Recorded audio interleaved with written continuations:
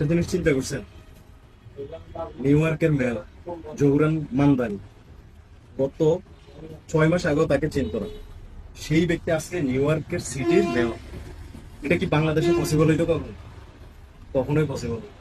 আরো মনে হয় 10 জন গেলেও বাংলাদেশের নতুন মুখ আপনারা কখনোই দেখবেন না এখানে।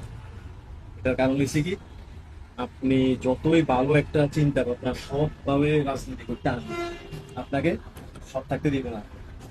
পুরাতন রাজনৈতিক দলগুলো আপনাকে তাই না মুচড়াইয়া আপনাকে কি করবে, যে কোনো ভাবে হোক আপনাকে আউট করে দিবে। এটা হচ্ছে বাংলাদেশের রাজনীতি। আমি আমি একজন মানুষ, আমি রাজনীতি ভয় পাইতেছি। কারণ কি, আমি ধরেন আজকে একটা দল করলাম, এই দল করার আগে চিন্তা করি আমার বিপক্ষ দলে যদি আমাকে আজকে কোন একটা ক্ষতি করে ফেলে। আবার ধরেন আমি নিজস্ব ভাবে একটা রাজনীতিতে ঢুকলাম, সব দল মিলে যদি আমার ক্ষতি করে। এসব ভয় থাকে আমাদের বাংলাদেশের মধ্যে। আপনার মানে আপনি ভালো সৎ কাজ নিয়ে রাজনীতি করতে আসবেন, আপনাকে সব রাজনৈতিক দল আইসা টাইনা ছিঁড়ে ফেলবে। এরকম অবস্থা বাংলাদেশের নোংরা রাজনীতি থেকে আমরা কবে মুক্তি পাবো, আদৌ মুক্তি পাবো কিনা জানি না। এটা হচ্ছে বাংলাদেশের রাজনীতি।